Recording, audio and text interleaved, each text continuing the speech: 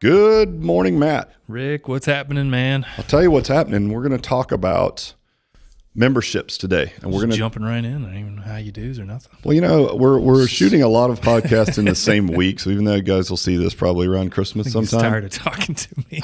I don't want to know anything more about Matt. We talked for 20 minutes when I got here. I already found out all about him and how his day is and how his morning was and, you know, what happened last night. All right. You know, normally it's once a week, right? But this is like 3 times this week. So I'm like, all right, Matt, hey, hey, you know, that kind of thing. But, well, Matt, how are you today? I'm great, man. What are we talking about today? We're going to talk about memberships. And we're going to talk about annual memberships, annual memberships agreements. So selling a 12-month agreement versus month-to-month memberships. Mm-hmm. And what our experience has been. We've certainly been in business long enough to have tried lots of different things. Why we've chosen what we've chosen, what the results have been, and there's probably some other ancillary things that are positive that came out of our choice that people may not consider. Make sense? Yeah, man. So currently, guys, we are doing only month-to-month memberships. And when I say that, it means, you know, there is a 30-day cancellation policy tied to that. So it's not like there's not some commitment, but all of the memberships are month-to-month. Now, for the first 15 years that we were in business, everything that we did, once we progressed past packages of sessions, we moved to membership-based personal training. We sold annual memberships. And I used to literally say, and of course, you know, again, things that you say in the past don't always hold up long-term. I used to say, why would you try to sell someone a short-term solution, right, to a long-term problem? Meaning an annual membership was a logical solution for someone that on paper had a hard time sticking with exercise, had stopped and started a million other things. And so the thought process is, well, an annual membership is the right thing to do by them. Meaning if you can get them, you know, committed, because we know fitness is an up and down journey, that we could keep them in the fold longer. And it was for noble reasons, right? And it also was, you know, seemingly really good for business because, you know, we could guarantee our income. 12 months. Yeah. But here's what happened. Over time, the industry changed and the way that we purchased other things changed, right? Yes. I can remember a time when I first got into the fitness industry, as an example, working at a big box gym. It was not uncommon to sell a 24 to 36 month membership. And for reals? For reals. The very first club I worked for was a chain here in Atlanta, and I was just an independent contractor, you know, before I opened this place in 92. And they sold 24 month and 36 month memberships. And a lot of effort had to go into 3 years, 3-year membership, right? I'm sure the default rate on a really long membership was really high.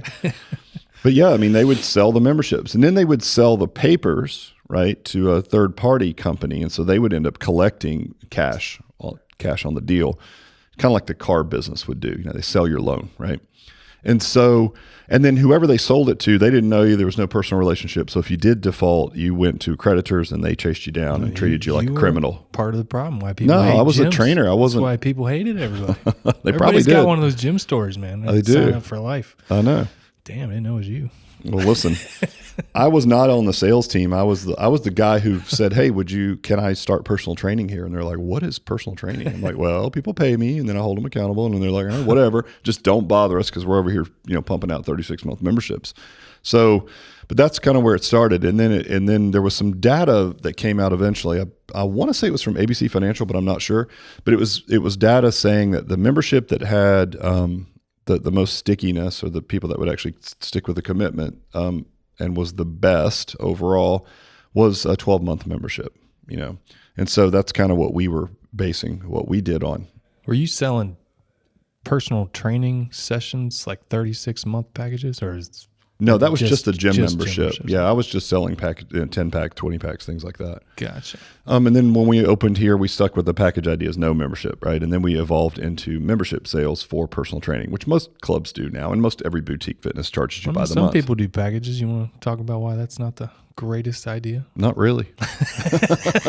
I mean, just throwing it out there. I think it's pretty obvious, right? You're talking about, I talked to someone the other day that was doing a lot of paid in fulls, and the problem with that, it's fine if you need to raise cash quickly to cover a gap, but you better be really good on the back end at budgeting, because really there's two types of accounting. And when you do sell personal training packages, you really should look at accrued accounting, which means you don't really count that revenue until you service it, right?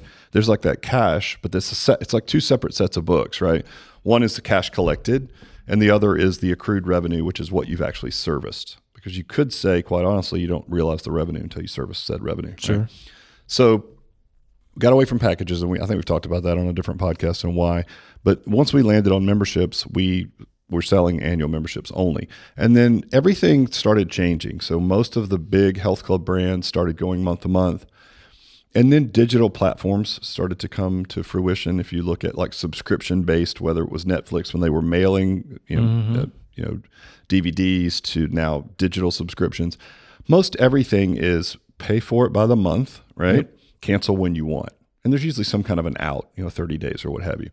And so when we looked at what everything else in the market was doing, where things were trending for consumers, for all consumers consuming any subscription-based business or service, it was like, well, we should probably, to stay relevant, right, we should stick with kind of what's popular and what's going on. And so when we looked at that, it was like, well, here's the question that we have to answer. On one hand, everyone that owns a club will understand this. The clients that were paying for a 12-month membership, and we were having to sign them up, like they have to re-sign year over year for another 12-month commitment. Yes. You have to have that conversation, right? So you have to say to them, hey, your 12 months is up. We'd like to renew you, and they have to sign off on that. Well, most of the clients that have been with us forever would say like, whatever, like you have to sign something else. Like just roll it over. Yeah. Just keep billing me. Like quit bothering me with this stuff, right? On the other end of the spectrum, you had the person that might have signed up for an annual agreement, completely fall off the wagon. They moved or whatever they did. And there were some clauses in there for moving or injuries or what have you. But let's say that you had someone that didn't want to fulfill their commitment for whatever reason, and they really didn't want to do it, meaning they were upset that they couldn't break a 12-month agreement. Now, we didn't have a lot of that, but everyone has a few. Sure. And in our case, since we are a service high-touch based business, we would not hold their feet to the fire. We didn't have a third party reaching out to them because we didn't want to outsource one of the most important things in our business, which was customer service and people's money. It's personal, right? So we would handle that ourselves. So if we reached out to someone, they're like, I hate so-and-so, or what, for whatever weird reason, there's these oddballs, we would always let them out of their 12-month agreement. Right. So we had the regulars that didn't care.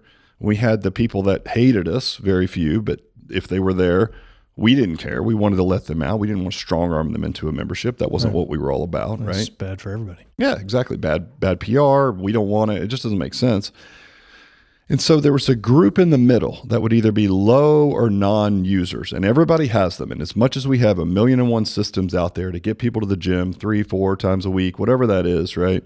It doesn't always happen. And so you do have people that fall off the wagon, and fitness is a journey. So it's an up and down journey. So the question was, is this middle group that's low or non-users, are they sitting at home thinking, you know what, if I didn't have this 12-month agreement, I would reach out to the gym and I would cancel, right? And we just went through, and again, we had lots of empirical data because we've been in business forever. Right. So we looked at those situations that had popped up where we had low or non-users, how many reached out and how many of times did we, leverage, if you will, the 12-month membership to get them back in. And as it turns out, it wasn't as much as we thought when we really looked at it. So we hedged our bets and we said, look, let's go to a month-to-month membership, right? And lo and behold, we're probably 10 years into that now because we were one of the first to switch from annual to month-to-month. And our attrition rate still remains the same that it did when we were in a 12-month membership. Yep. So again, it's a small sampling, but I'll tell you, every other brand does it now, right? Whether it be boutique brands that charge by the month, gym brands, some still do annual agreements, but there's an easy like buyout. Even like a Planet, right? You sign up, it's no money down, $9 a month, whatever that is. But if you buy out early, it's like $45. But most people are willing to pay it to get out of a membership. Right. So it's not like it's a huge barrier, right? It's not like they hold your feet to the fire and be like, nope, can't do it. Sign your 12 months. There's always an out these days because everything else works like that. I can cancel Netflix, Amazon, I can cancel whatever I want, right? Yep. So lo and behold, our retention stayed the same. So that was good. And also what happened was it's much easier to sell a month-to-month membership. Yeah, absolutely. So when we looked at, the studio space getting more crowded and being able to have a cleaner sales process, and as we had one person in the sales seat forever, then you sat in it, and it's sort of like, well, if we're going to scale this thing, we can't make it so hard to sell, right? Like we talked about the old gyms that did the 24 to 36 months. They spent so much time and energy in sales training and quite honestly, strong arming people into memberships, Sure, yeah. right? Like, I don't have my checkbook. Oh, it's in my car. It's like, Shady I have a deals. baby. Well, I'll help you carry your baby to the car so we can get your check and you can write it for me. It's like that kind of stuff, right? And that's Right. where that whole shady health club sales stuff came from. Well, so for us, it was like, well, I don't want to have to sell that hard. And getting someone to commit to a $300 a month membership for 12 months is hard to It do. definitely takes a higher acumen. Yeah, it takes more sales sure. acumen, Yeah. right? And so it was, having interchangeable salespeople that could hop in and out, it just made it easier because essentially at the end of the day, it is a trial the whole time, right? And again, remember, 10 years in, and we've opened another facility 4 years ago that's only month to month, and we have the same attrition rate that we had then, which is, only 3% a month. Right. And so, yes, we have to meet with people, do accountability sessions. We have rewards programs. We have to produce results. We have to have a great atmosphere, really good customer experience. All those things are a given. We did that anyway Right. in an annual. But if I told you that it wouldn't make a difference in your retention if you were selling annual versus monthly, you would sell monthly, right? Because it's so much easier on the front end to sell monthly. Yeah. Well, and then you don't have to have that sales conversation every year too, right? Right. And a lot of times, I used to brag about it when we were doing annual memberships and we were promoting it. I would say, well, we are the ones that have to have that hard question at the end of the year, which is like, hey, did I do my job? Right. And ask you for money again. But if you just take the money, we talk about transactional relationships versus, personal relationships. And we're in the personal relationship business. We're not a transactional relationship. Right. Take the money question once, which is, the month to month. Yep. And you pull it off the table and you put it away and you just get down to what we do, which is service people well and help them get in the best shape of their lives. That's what we're about, right? We're not about, sitting down each year and asking how they're doing. And heaven forbid it's the 1 month that they've gotten some shaky news at work. Maybe they've fallen off the wagon for fitness, and we all talk about fitness as a journey. There's Right. peaks and valleys. If they're in a valley and you're asking them for a 1 year commitment, it's like that chance for them to be like, oh, I'm not really sure. Whereas when you just take the money and make it go away, you can keep the entire relationship about the coach client, not anything about money anymore, right? Yeah. The money's gone. Like, forget it. Let's just get down to work. And there's still the 30-day out, and they have to, inform us, formally, so email or letter. So once they do that, that also then cues our director of training to meet with them, right? To do another accountability session. Like, oh yeah, so-and-so put in their 30 days. Here's why. It's like, well, let me meet with them, and that's our chance to talk them off the ledge and be like, hold on, Yeah. like that type of thing.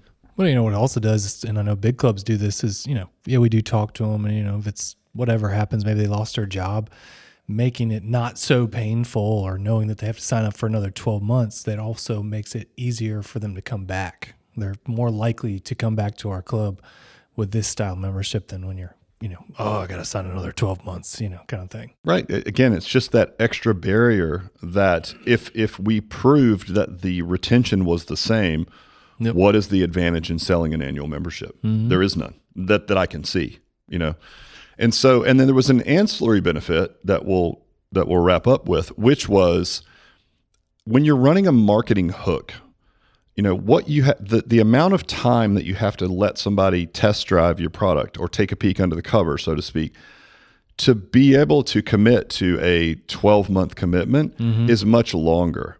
And so what we found is that if you're having someone, again, commit to 12 months, you had to give them a couple of weeks to try it. We would do the 30-day personal training experience was a big part. And that is a long sales cycle, right? And so it was a lot of sales acumen. Week 1 email goes out, week 2, week 3, we're meeting with them halfway through. How you doing? And all we're meeting with them to do is to get them to say yes.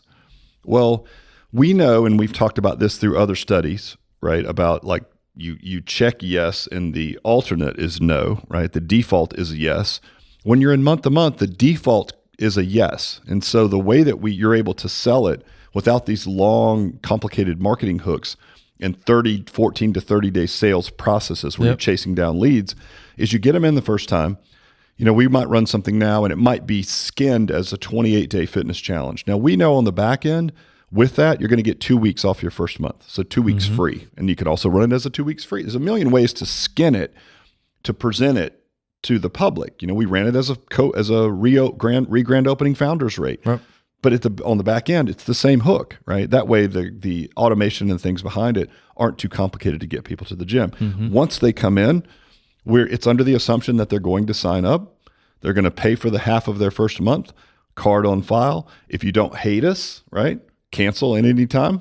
Right. But if you don't hate us, see you in the gym. And the conversation never goes beyond that. It goes straight to how we can help them.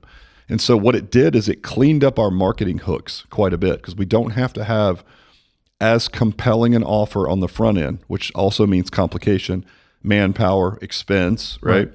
We don't have to have that if, in fact, the whole thing is month to month. It takes that pressure off of the sales process where, well, I don't know, let me try it for a month. Well, you think about the whole membership is a month to month, right? So it's kind of like, look, here's the deal. This is the way we sell it now. Half off first month, pay. Here's how much it's going to be every month after that. Unless you hate us, we'll see you in the gym, right? That kind of idea. Same thing if you signed up for Netflix. Right. 1 week free. You have to put all your payment information in, right? If you don't hate it, they're going to start charging you. If you do, you cancel at any time. Right. Same idea here. So it just makes the marketing easier, makes the sales process easier. And the thing everyone's scared of, lo and behold, the retention stayed exactly the same as it always was when we had annual memberships. Yeah. Well, I mean, it's an immediate gut check and make sure you're doing what you're supposed to be doing, right? Yeah. I mean, in some ways, we would say that about an annual membership. We have to ask that tough question at the end of the year, but you're also having to ask a question that's not even necessary. Right. If they want to quit, they can quit anytime with 30 days. So you're right. It puts the pressure on you, but we were already doing those things anyway, right? I mean, it's just kind of like what you should do to run a good personal training, accountability business. That's why I worry about it. If you're out there to win, doing the right stuff. Take the money off the table, make it very simple. You don't have to do a long, arduous sales process. Yep. Getting them to the gym, as we know, anybody in the industry right now understands, like lead to show is the hardest process. Once they get in here, convincing them to buy a membership when it's all month to month is it's almost like order taking, right? As long as they don't hate the person they meet with originally, it's not a difficult task to close clients, right? Nope. And then the retention part is what all personal training brands should be really good at anyway. So anyway, I'm a huge fan of month to month for this type of model for the reasons just stated. And if you are scared, if you've been selling annual memberships and you're scared to switch to month, because of retention, I would say all I can base it on is the studios that we work with and the ones that we corporately own, and they have great retention regardless. So I'd say pull that barrier down, make the relationship more personal, less transactional, clean up your marketing hooks, makes those easier, and get them in, sign them up. Awesome. All right, brother. Thanks. Sir.